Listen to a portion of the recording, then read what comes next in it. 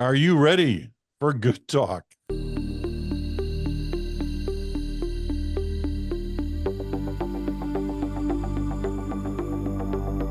hello there, Peter Mansbridge here with Chantal Bear and Bruce Anderson. I was giggling there a little bit because I was having my normal technical malfunction here, trying to organize everything, but I think I've got it organized now. You're here for good talk. It's our Friday episode of The Bridge, and we're happy to be here with you. Chantal and Bruce are ready to go, anxious to go. I want to start with something a little different, actually. I've been intrigued watching Tom Mulcair, the former NDP leader, ran in the 2015 election. At times it looked like he was going to win, leading up to that campaign, and then he didn't, and he didn't do that well. And wasn't long after that he was replaced as NDP leader. Well, he's a political analyst now. He's on CTV. He writes online stuff, and he's really into the political analysis game in the last little while.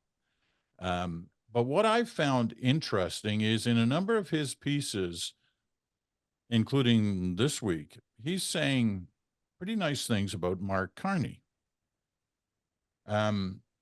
And at times seemingly going out of his way to say nice things about Mark Carney. And I'm wondering should I be reading anything more into this than just a guy who's being a political commentator and has decided to play that card, the Carney card, for a while, see where it goes. Chantal, what do you think? A mix of things, personal and professional in the case of Mr. Mulcair. I think it's no secret if you've been reading his columns and listening to his comments since he left politics that he will never totally forgive the man who beat him for the job of prime minister. And by that, I mean Justin Trudeau. So he has had at times kind things to say about some Trudeau ministers. He seems to like Treasury Board President Anita Anand a lot, but rarely anything about Justin Trudeau. That doesn't mean his analysis is off and in left field in this case. There has been, interestingly enough, a string of columns in Quebec, not just Thomas Mulcair, but others who have been talking up Mark Carney as an interesting and possibly the best replacement for the Prime Minister.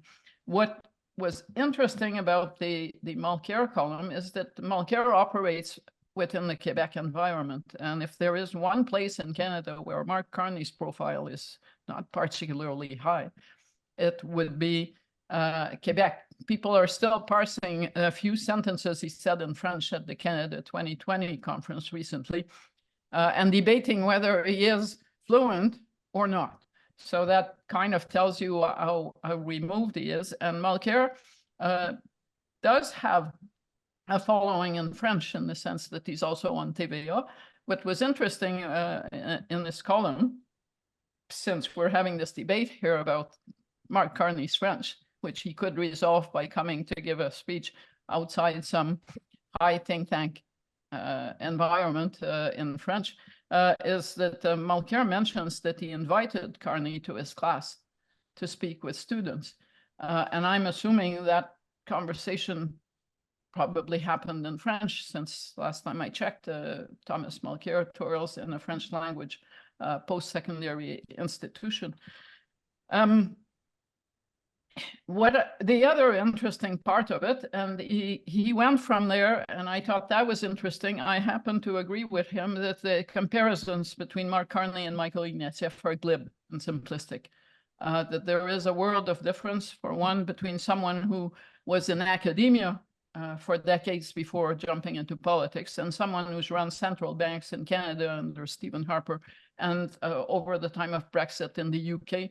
But he also, and Thomas Mulcair, remember, was around when Michael Ignatieff was the Liberal leader, also pointed out that when he had him over at his, to his class, he didn't find that Carney spoke like an academic or couldn't get over himself to kind of have a conversation with students.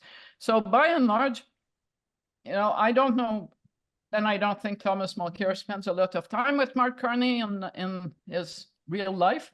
But it was an instructive column in the sense that he'd seen Carney in action in Quebec and was looking at him from the perspective of someone who's actually been on the campaign trail and is looking at someone thinking, well, would this person be able to jump in the campaign fray and be effective?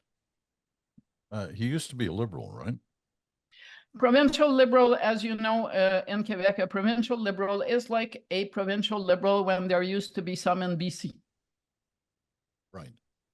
They're different animals. The proof is that a BC MP from Justin Trudeau's caucus is leaving within a few days to run for an NDP nomination in BC provincially. So same difference.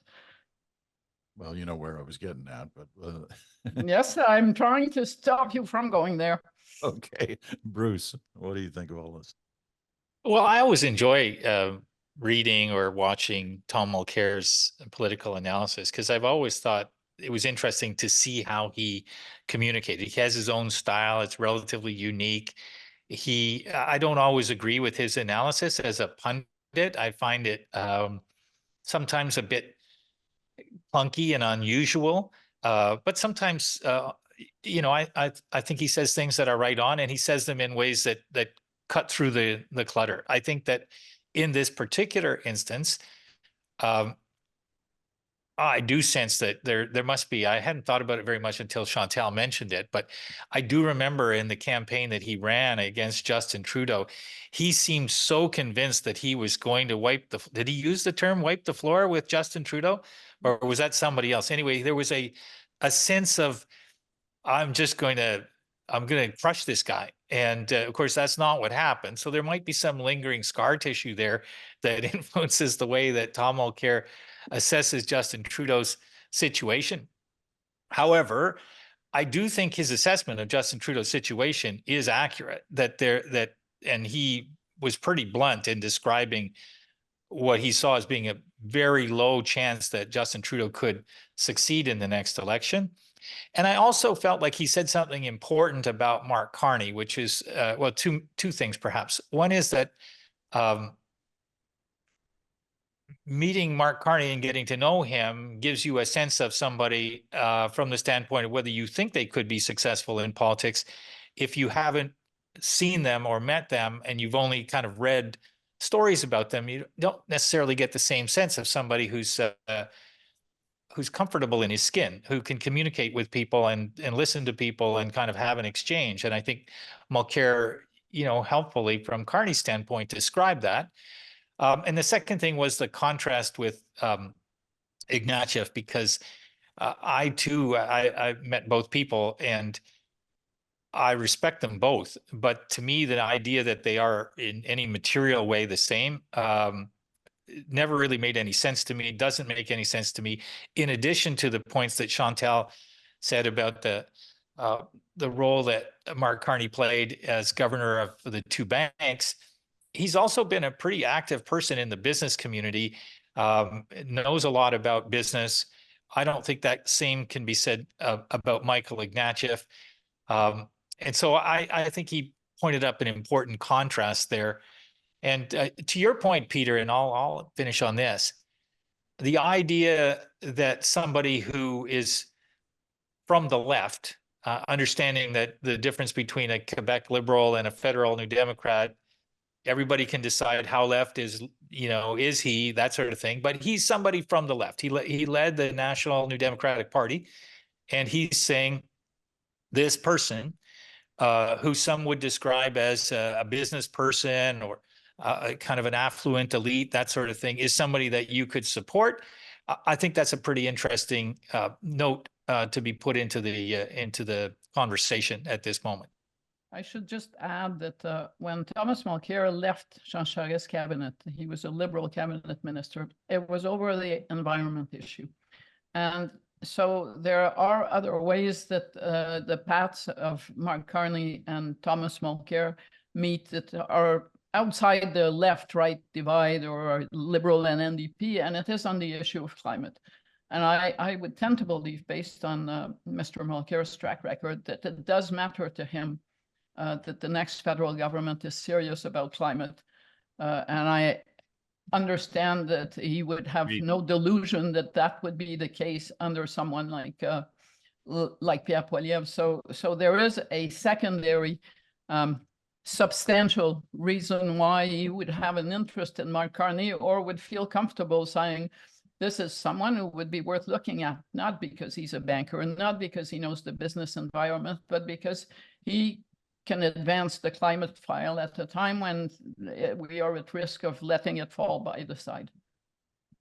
But this is something that we shouldn't look at for anything more than the analysis of the day and his analysis of where things go, given his political background, which, you know, it's quite right. He was the leader of the left party, but he was the leader who'd come from the centrist party, so to speak, into the NDP. But anyway. I would struggle, having spoken with Mr. Mulcair about the last referendum, when I did a book on the last referendum, and how he saw what happened then, how bitter he was about the federal Liberals and their inaction on that file and on the constitutional file. I would struggle to imagine that someone like that, who enjoys an interesting life, who is being leader, would want to be second or third or fourth to anyone in the federal Liberal Party. But I could be wrong.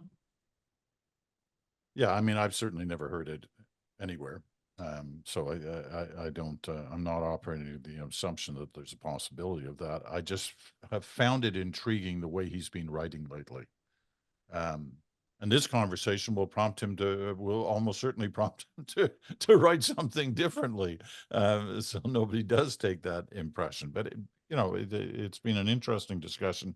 And I agree with Bruce, especially in the last year. I found his columns to really be interesting in terms of cutting through some of the political stuff that's going on and giving us a different take on things. So, you know, whatever the case is, it'll be interesting. When he was leader, he had that. I liked the fact that he could deliver a sentence and not pull a punch. And I think he does that in his analysis too. And I enjoy it for that reason.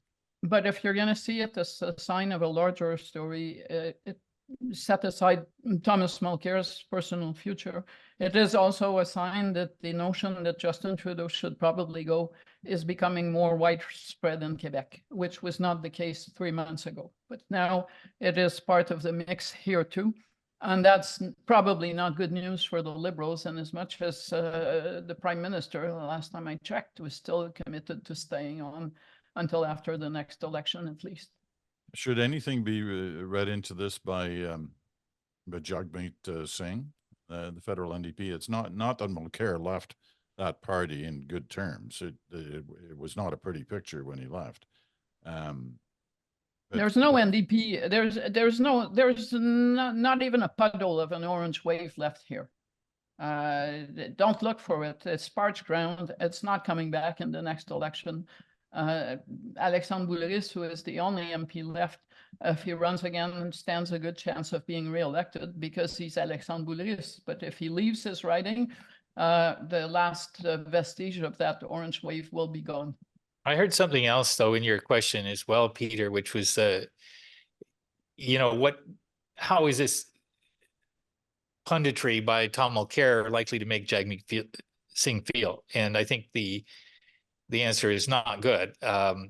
It's not like he would be counting on or wishing for or seeking some sort of a warm embrace and public, you know, public rhetoric about how good Jagmeet Singh and the federal NDP look. But it isn't helpful for him, I think, to have somebody with the visibility and the stature of Tom Mulcair saying, here's a politician that I find interesting on the federal scene. And the chances are, if he gets into politics, he's going to be with the federal Liberal Party. That Mark Carney, I mean, not Tom Mulcair. I'm not engaging in that question either. Okay. All right. Let's move on. Both, as some people know, both Bruce and I, for a variety of reasons, are in spending a little time in the UK, and it's been an interesting time to be in the UK. just in the last 3 days, as the election was called by Rishi Sunak. Now, you have a situation where the Conservatives, Sunak being their latest leader, have been in power for, I think, almost 14 years. They have a huge majority government right now, but they are also way behind in the polls. They're behind in the polls roughly the same amount that the Liberals are behind in the polls in Canada. So the campaign was called on Wednesday, and they're at it already, and everybody was basically ready, even though there was some thought the campaign wouldn't start till the fall.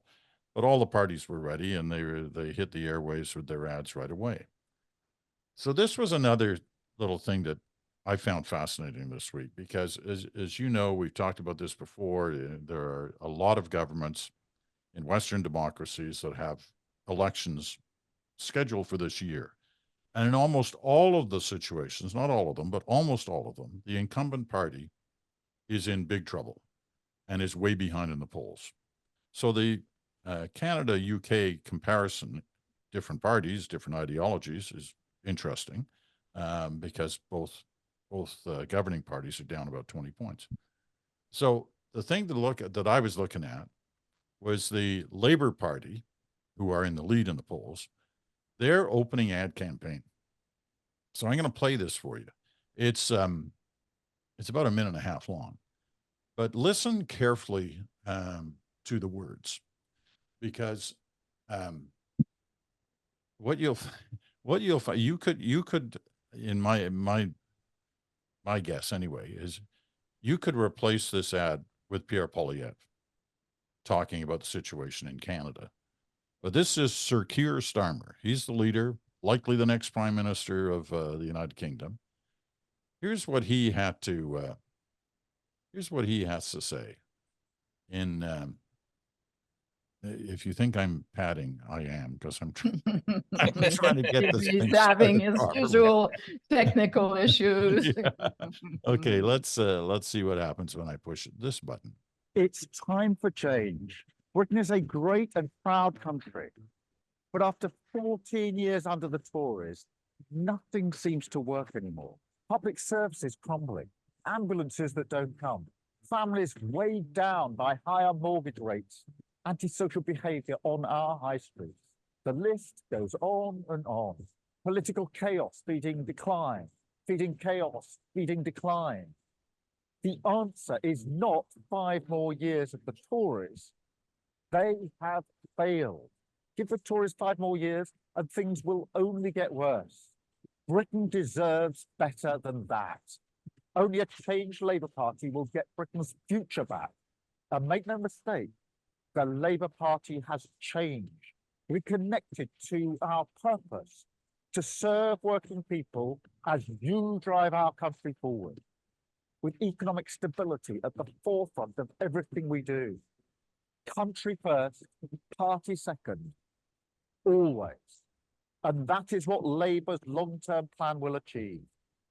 Replace decline with national renewal, to get Britain working, building, growing again, switch on great British energy, get our NHS back on its feet, take back our streets, break down the barriers to opportunity. So after 14 years, it's time for change. Stop the chaos, turn the page, start to rebuild. Vote Labour.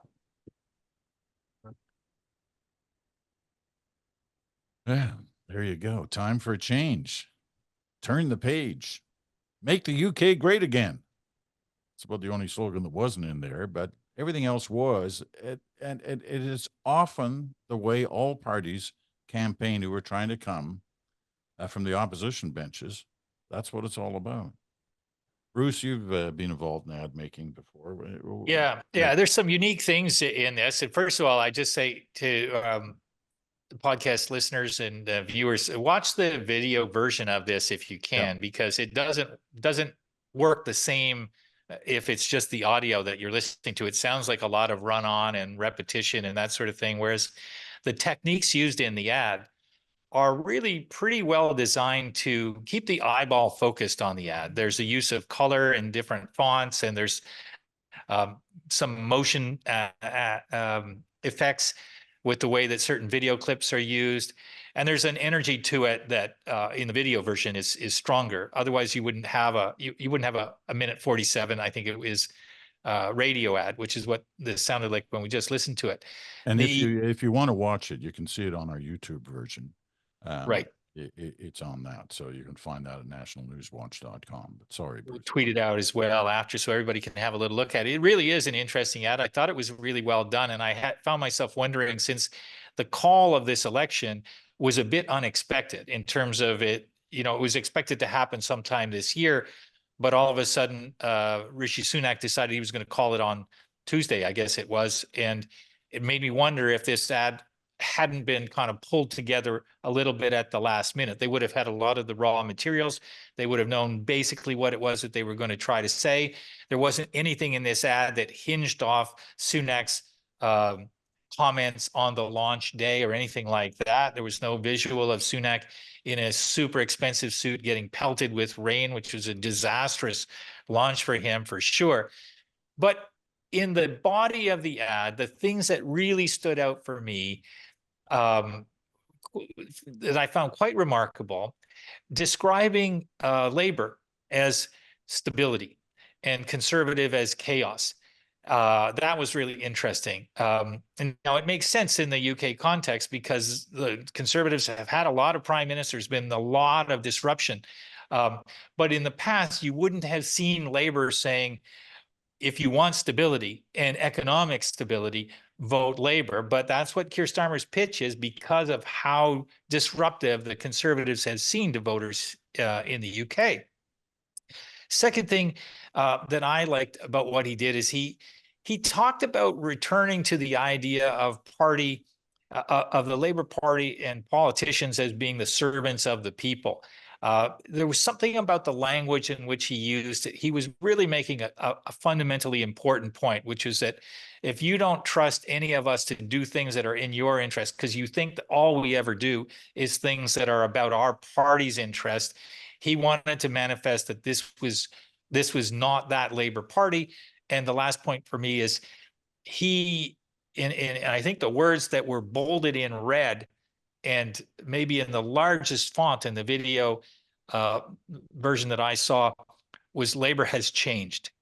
And if you're transposing that to the federal Liberal context, for example, in Canada, there is such a strong demand for change, a desire for change, but people aren't sure that they want Pierre Poilievre. They do want a different Liberal Party than they feel that they've been getting. And I thought that it was clever of Keir Starmer and Labour to really emphasize that this isn't an old school version of the Labour Party. This is something different from what people had been expecting or seen and grown disaffected with in the past. And he's desperate to have to do that. I mean, they've been in opposition for 14 years, partly because people had a distinct view of Labour and they hadn't seen change in past elections. So the question will be, as desperate as anybody 20 points ahead is, yes, I agree with that. yeah, but they have to maintain that because they know the attack is coming. Yes, over the next 6 weeks. Yes, but 14 years in opposition is also an opportunity. You're not wearing any of this stuff. And the chaos idea, it's not just that the Conservative Party has had almost half a dozen prime ministers recently, but it's also that they've presided over Brexit. So when you say chaos and Brexit, let's be frank here, that's a particular issue to this election in the UK. No parallel here. But Brexit has not delivered the promises that those who sold it to the British people said it would deliver. And the Conservative Party gets to wear that, and I suspect gets to wear that for a long time. Yes, Pierre Poilievre, I don't think Pierre Poilievre would want to borrow the final section of this ad where he would be saying the Conservative Party has changed. Because most people would say not for the better or towards too much of an extreme. So I think Poilievre would be probably better advised to try to harp back to the better years of Stephen Harper or even Brian Mulroney to say we are not the Conservative Party rejected in 2015. I don't think he wants to go there, but you're right. Otherwise, word for word, Pierre Poilievre could have done this ad. And what it does demonstrate is that all those elections that are going to be taking place or have been taking place and have seen change result from the votes have not been about the left surging or the right moving on. They have been about change, about getting rid of incumbents. If your incumbent is on the left, the right has come in. If there was the reverse, you've seen the left come in. Now, I'm sure that both Justin Trudeau and Pierre Poilievre's people will be paying close attention to this election, not so much for the themes that will be talked about, but to see whether a 20-point lead can be sustained to the finish line or whether you can catch up from 20 points. We have not had an incumbent in this country catch up from 20 points behind because the incumbents that got defeated all started ahead. John Turner, Kim Campbell, Paul Martin, Stephen Harper did not start 20 points behind. So basically, this is something we have no example for this federally in recent history, that someone goes in an election as the incumbent 20 points behind and finishes on top. The closest example we have of someone catching up would be Brian Mulroney in '88 after the last debate, where he fell way behind John Turner and caught up to him point by point by point until voting day. But this is completely different. And so I'm sure that with trepidation, the Conservatives will watch to see whether you can hold a lead of that magnitude or enough of it. And the Liberals, if they see that there's a reversal in the fortunes of those parties, will probably feel better about the result in the UK than they felt about just about anything in a year and a half. It's funny, Rishi Sunak, yesterday was really day one of the campaign. So where did he choose to come? I'm up in the Highlands, like way north in Scotland. He came here to this little town called Nig, which is, I don't know, 15, 20 minutes from here. That was his first stop. This is not a Conservative riding. Maybe it was just big clean energy message, I guess, right? Was an energy message, yeah. Anyway, there was one other thing. Point. Yeah, there was one other. It was a small thing, but I love the choice of words that are used in these ads. Sometimes when you see something and you go, "Oh, that's better than that." Pierre Poilievre has been using "Canada's broken," and a lot of people think it's over the line. Some people think no, it's really connecting with people. Keir Starmer said a lot of things aren't working. His version was something very similar to that, like nothing seems to work anymore. And I think that the nuance, the difference between those, I think Starmer's line is better. I think it allows more people to agree with the argument that he's making, because it doesn't require you to say something bad about your country or to think something bad about your country. Whereas Canada is broken, I think pushes some people away because they feel as though I don't really think it's broken, but I do think a lot of things aren't working. So I thought that was an interesting stylistic difference, because what he's trying to do in this piece overall is have enough absolute kind of beating on the Conservatives for what's not working and have plenty of optimism in it. It's a blend of probably 35% attack and 65% optimism. And the images used in the ad, if people look at the video version of it, that's what you'll see. It's not a lot of guns in the street. It's not a lot of stuff that's doom and gloom. At least that's not the majority of it. Okay. Let's take a quick break because we haven't taken one yet. So let's take a quick break, come back, a couple more topics that I want to get into, and we'll do that right after this.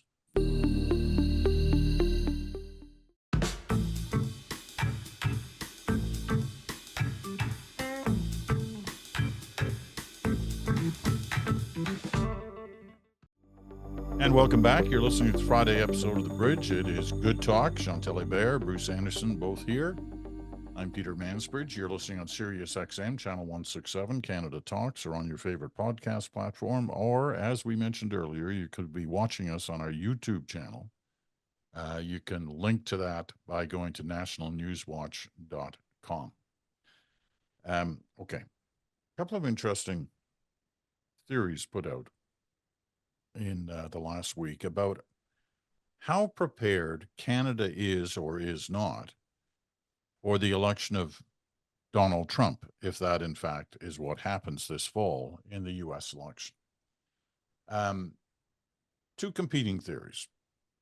You've got one, which was an op-ed piece, which was written in the Toronto Star by Gordon Laxer. He's a professor at the University of Alberta, political economy. The headline on his piece is as thus: Canada needs to brace itself for a Trump dictatorship. Progressive Canadians hope Trump will lose and the nightmare will disappear, but instead of magical thinking, we need to prepare by reducing our economic dependence on the U.S. That's Mr. Laxer's theory. Now, competing against that is Canada's ambassador to the United States, Kristen Hillman. She said, she was talking in Philadelphia. The Prime Minister was down there, one of those kind of Team Canada charm offensives. She said, Mr. Trump does not worry us. We were able to work with him effectively in the past, implying that if we have to, we'll be able to work with him in the future. Who's right here? Chantal? Well, I would be unfair to the ambassador if I said that she's wrong, in the sense that she's not actually arguing the substance of this case. She's speaking as she should, as like a diplomat, speaking in a country where she is posted that is in the middle of an election campaign. So it's not her role to say, if you elect Donald Trump, we will go out of our way to reduce our economic ties with the United States. That being said, one of the reasons we did manage to work our way out of the first term of Donald Trump was our economic ties with the United States, and the fact that we exploited that dependence, which is not strictly ours, it's also theirs, to make the point that if you hurt Canada here, you would be hurting U.S. economic interests there. So those economic ties have actually been useful. But I don't know about you, but how many times have we heard over the past decades about Canada reducing its dependence on the United States? Over those decades, we have become more integrated economically. The suggestion that you could do that quickly, as in between now and next year or in 2 years, not happening. And in favor of what? There was a time when the Liberals were really big on the China card. That's not happening. They were also very big, and so was Stephen Harper, on the India card. That's also not happening. So I'm not sure that either of them is offering very useful, let's ponder this advice on the way forward. Bruce? I think I agree with Chantal. The ambassador is doing exactly what she should be doing in this situation. And I do happen to think that on the basis of the numbers that we see in the U.S. polling now, that Trump would win, not by a lot, but you don't have to win by a lot. You only need to win. I don't think it's true, though, that Canada is perfectly prepared for this. And I say that because you can't be prepared for Trump. Trump is an entirely unpredictable figure. There are some things that we can be and should be anxious about. In particular, the push to have Canada spend more on defense. And I don't know if we're going to talk about that letter from the bipartisan group of U.S. senators, but they were, very explicit in saying that Canada doesn't have a plan to meet that 2% commitment that other countries have shown a willingness to, and that the United States says all members should. That's a real issue coming at us if Trump wins. There will be no question in my mind that there will be a greater sense of isolationism and protectionism with Trump. But having said that, those things are predictable, but lots of other things are not predictable with Trump. What is the best that you can do in the situation is try to imagine those scenarios and probably not detail what the country would do about them, but at least have some strategies that you've spent some time working on and continue to work on. But I also think that Chantal's right. This notion that you can sort of say, well, why don't we do this? Why don't we just reduce our dependence on the United States is very, very wishful thinking. It's probably a good idea, but it's been a good idea forever, and it isn't something that people can get up every day and decide that they're just going to be a little bit less dependent on that relationship and have that become a thing.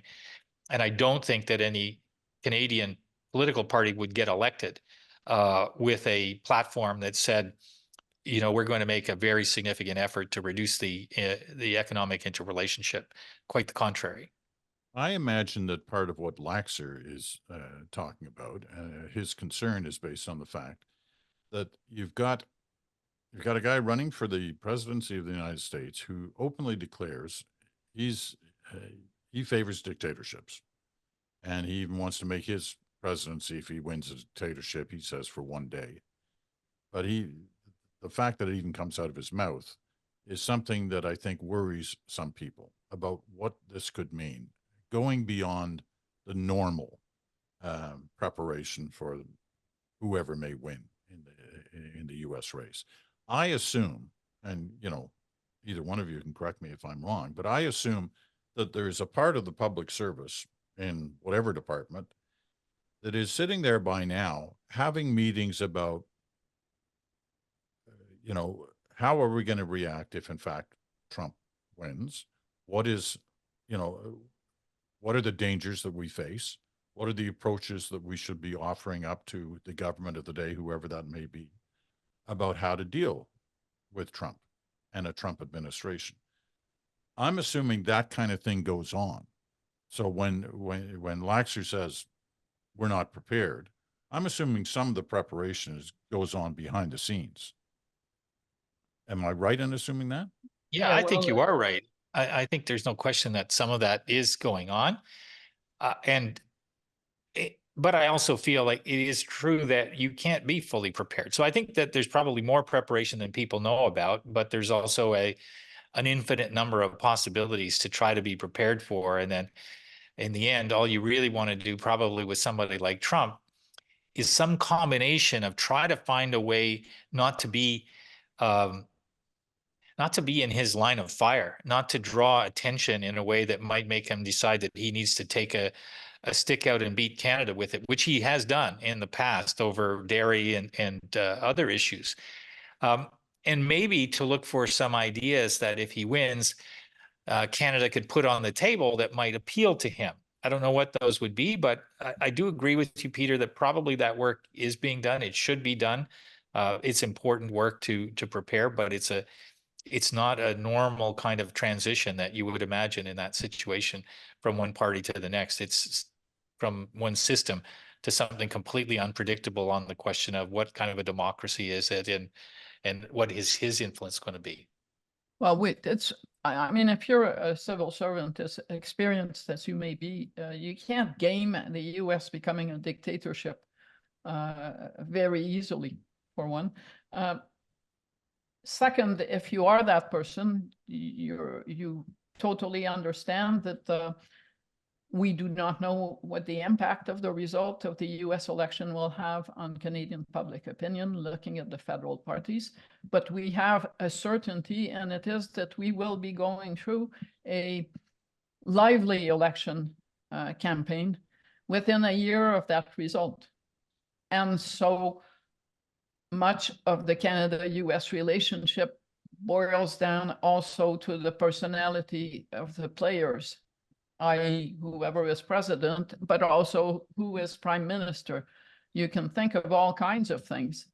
But if you're looking at the Justin Trudeau government, you probably have a fairly good idea of where the government would think it wants to go.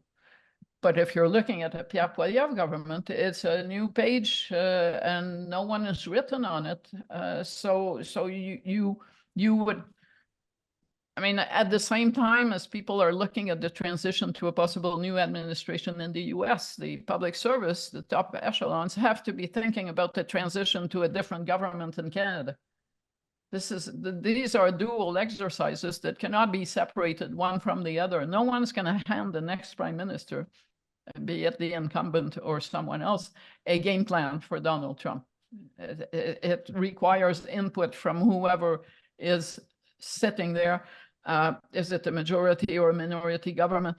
And the unknowns, there are almost as many unknowns on both sides of this equation as there are known numbers. The one thing we do know, though, is that the Trump card is a joker, in the sense that we don't have a clue what this guy will do from one day to the next. And even if you think you can imagine, you probably can't. You look, Peter, I just wanted to add that the one person who probably isn't looking forward to the day when he can't avoid saying something about Donald Trump is Pierre Poilievre. The closer we get to the prospect of a Trump election win, the more insistent people should be to hear Pierre Poilievre talk about how he would approach, if he were Prime Minister of Canada, how he would approach that Canada-US relationship, and how he would, in particular, deal with some of the issues that Mr. Trump is raising. Defense spending, his approach to immigration, and what the reverberative effects might be for Canada, protectionism, and the kind of policy mix that exists in the United States now that Trump might or might not unwind. Mr. Poilievre has done, I think, an effective job so far of saying there are lots of things I don't need to answer because I'm not the prime minister. And I don't think he's paying any political price for that right now. But the clock is ticking towards these two events that Chantal mentioned, the US election and the possible election of a conservative government in Canada. And there will be a point in time, presuming that Mr. Trump's fortunes politically don't dissipate dramatically, where Pierre Poilievre will have trouble avoiding that question. And for him, because of the nature of the coalition that he's put together, and the fact that a significant proportion of the conservative voter base in Canada does like Donald Trump, but almost everybody else doesn't like Donald Trump in Canada, that will become a trickier issue for Mr. Poilievre to handle, even bearing in mind that people will generally want, Canadian national politicians not to be overly critical of a potential leader of the United States. Donald Trump is a different kettle of fish in that conversation, especially given the kinds of things that he continues to say, including a really remarkable speech yesterday in New York, which you guys may have seen. Yeah, all right. Time for a final break. We come back. Something Bruce mentioned a couple of minutes ago is worthy of comment as well. Do that right after this. Spark conversation. Spark engagement. Spark action. Spark advocacy. And welcome back. Final segment of Good Talk for this week. Bruce and Chantal are here. Bruce mentioned a few moments ago a bipartisan move by a group of U.S. senators, I think it was almost 20 of them, who sent a letter to Canada saying, it's time you guys ponied up to the NATO bar on the commitment you made to give 2% of your GDP to defense spending. You're not doing that. I think the latest figure is around 1.7. And Canada's saying we can't go any higher. Well, interesting that this U.S. group of senators, it's not the first time we've heard from the U.S. About this issue. but a bipartisan group of senators basically telling Canada, come on, you committed to doing this. This is a big year for NATO. There's threats out there, and we want to see these commitments met. What do we make of that, Chantal?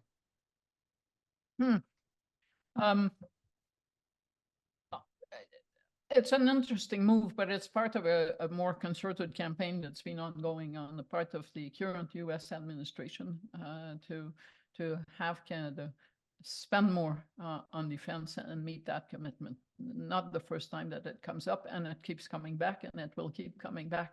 What I found fascinating was that even as I was listening to some of the Conservative spokespeople say how embarrassing it was that we received this letter, I did not hear the second part of the sentence, which would have been, but once we are in government, we will be meeting that target set by Stephen Harper, but not met, and then reset by Justin Trudeau and not met.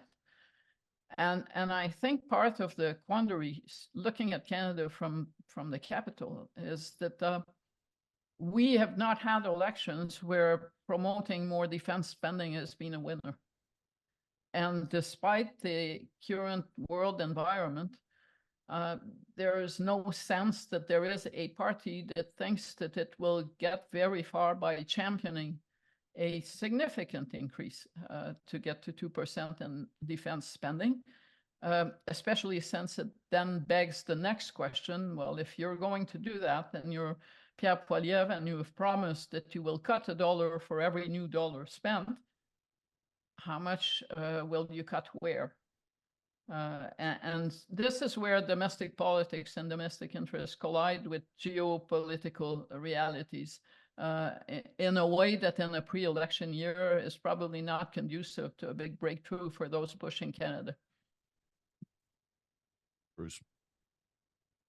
Yeah, I think it was really significant in the sense that this is a quarter of the U.S. Senate roughly signing a letter expressing in fairly strong terms an expectation that Canada would change our national policy approach.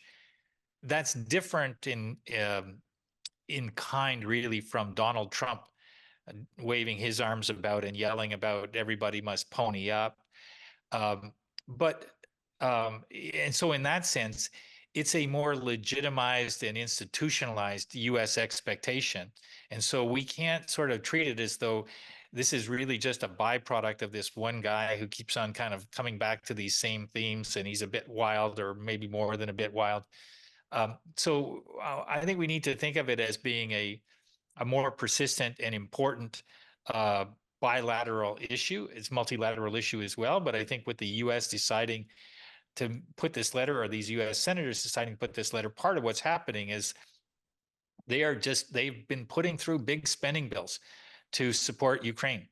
They see their own fiscal situation and don't like where they're at. So there's a sense of urgency and forced choice for a lot of American politicians around defense spending now that wasn't there, say, 5 years ago.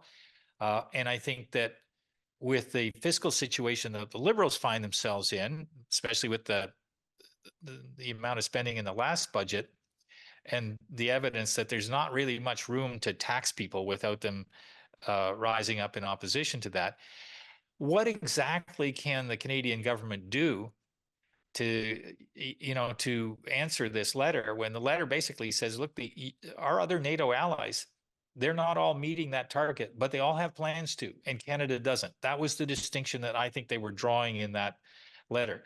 So if I were Pierre Poilievre, I would feel as though I need to develop a plan for meeting that. Now, what the timetable is and how you're going to pay for it, to Chantal's point, those are complexities.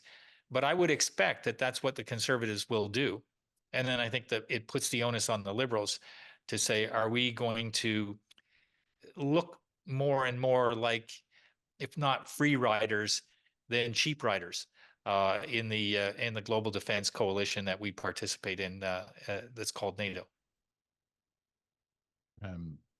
Okay, that that will wrap up that conversation. I've got a couple of minutes left, and I actually have an announcement to make. As you both will know, I've been wrong at every step of the way on my assumptions about what Justin Trudeau was going to do ever since the last election. So you're going to pick the other side so you can have been right? I now have a new position. I I have knew my he was latest gonna new do- position. My latest new position based on everything I've read, everything I've seen, everything I've heard from him is that he is not going anywhere. He's staying and he's going to run in the next election. Come hell or high water, he's going for broke. And broke may be what ends up happening to his party, but that's my new position. And if it's as accurate as all my old positions, then obviously he'll be stepping down next week. We've gone from he's going to be gone at the end of the year, which was That's right. some years ago, to there's no way he's staying, to he's staying. So congratulations, you will have been right on one of those. That's right. And I We will, may go back to he'll be gone by the end of the year one. If he leaves, you can say, I predicted it 3 years ago. There will always be I that don't know. clip that you can use. That's right. right. There will I've always be- Yes. isolated all the possible clips now, and I will use the You're- appropriate one at the right time. Yes, I had a colleague who used to say there will be a snap election, and then he would write there will not be one. And I would think, well, great, you've been right, whatever happens. Can you tell that I'm not about to even go there? We'll see. We'll see. We'll see. We'll see. Right. Listen, see thank if you you're for the right. conversation. And you're right. We will see on a lot of fronts. A good conversation today. Lots there was to talk about as we edge closer to summer. Another month away. Thanks to Chantal. Thanks to Bruce. And next week, Monday, of course, Janice Stein will be here on the Middle East situation and Ukraine and Russia. Tuesday, the new book on Pierre Poilievre. The author will join us. So in the last couple of weeks, we've had one of the new Trudeau books, and we'll have one of the new Poilievre books. That's to talk about next week. All right. Thank you both once again. And thank you to our audience for listening. We will we'll see you again in 7 days on Good Talk, and we'll see you on Monday for The Bridge. Bye for now. All right. Take care.